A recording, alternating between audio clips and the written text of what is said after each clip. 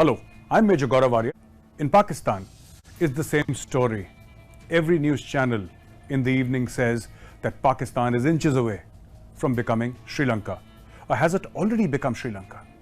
Today, I'm going to discuss and compare what is happening in Pakistan and Pakistan with the backdrop of what is happening in Sri Lanka and a large part of what has already happened in Sri Lanka. Well, my friends, what is happening in Pakistan is that Pakistan's debt to GDP ratio has crossed 82%.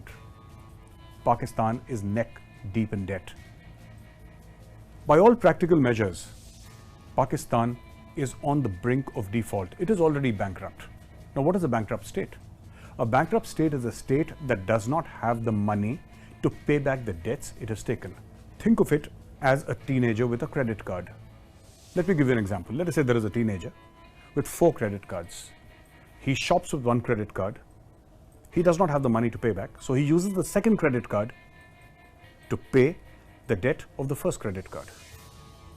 Having done that, he uses the third credit card to shop and also pay off the debt of the second credit card, and so on and so forth. This is exactly what Pakistan is doing. Pakistan's great game plan is, in the first quarter, go and ask the IMF for money. In the second quarter, let's go and ask the Arabs. In the third quarter, let us go and tap the Chinese.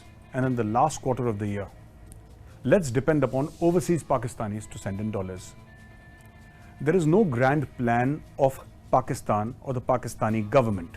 Successive governments. I'm not just talking about Shahbaz Sharif today. I'm also talking about Imran Khan yesterday. And before that, Nawaz Sharif. And before that, Zardari when he was president. In the last 20 to 30 years, there is no visible game plan that Pakistan has showed the world. But this is how we're going to tackle our economy. Everything depends upon people giving money, loans to Pakistan. And this is how Pakistan survives. Its exports are negligible. But the amount Pakistan spends, the amount Pakistan imports, is the reason why Pakistan is in trouble.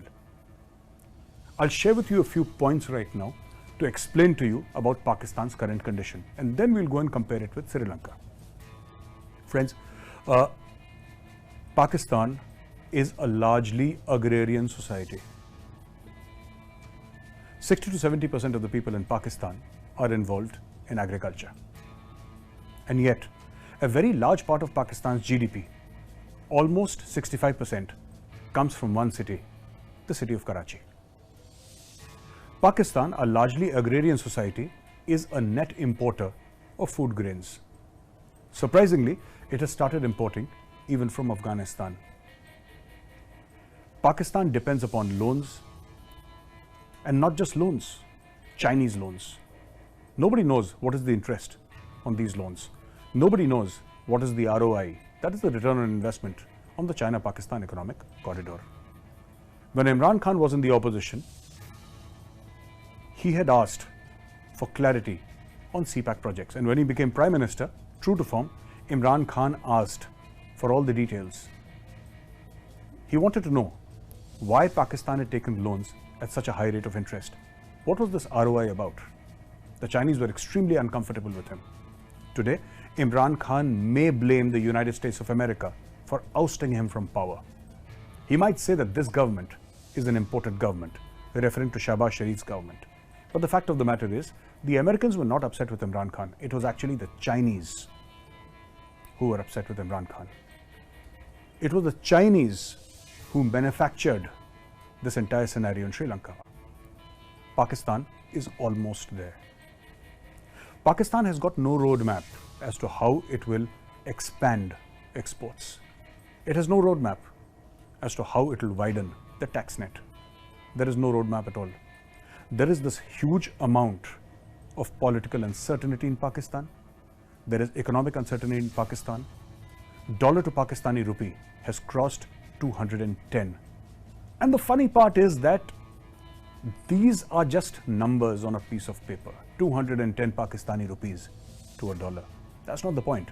The point is, if you carry 210 rupees in your pocket, you cannot buy a dollar in Pakistan. Dollars have disappeared from Pakistan. Much has been made about how Pakistan can reduce its import bill by buying cheaper oil from Russia, cheaper gas, cheaper coal from Russia. Nobody stopped Pakistan. It's a sovereign country. It is free to buy oil and gas from wherever it wants. But the fact of the matter is that Pakistan has not done so. Imran Khan went to town saying that he wanted to improve relations with Russia. He said to everybody that I will get you gas 40% cheaper from what we are getting right now. He said that he was ousted from power because he got close to the Russians, implying that Uncle Sam, the United States of America, did not like the fact that Imran Khan Niazi was getting close to the Russians. Big lie. The fact of the matter is, Pakistan does not have the dollars to pay for Russian oil. It does not have a refinery to refine Russian oil. But what Pakistan does have is a refinery to refine Iranian oil. Iran is a border country. Pakistan could have very well bought oil from Iran. It did not do so because Iran is under sanctions. And this is exactly why Imran Khan will keep on putting pressure on Shehbaz Sharif, saying that when I was the Prime Minister, I wanted to buy oil from Russia. You do not have the courage, Shehbaz Sharif, to buy oil from Russia. Do you dare buy oil from Russia? All this is a bunch of lies. Neither Shehbaz Sharif will buy oil from Russia, and even if Imran Khan Niazi becomes the Prime Minister once again, will he buy oil from Russia? Because they cannot. Russia is under sanctions. There is no previous agreement between Pakistan and Russia. And above all, Pakistan simply does not have the dollars to pay Russia.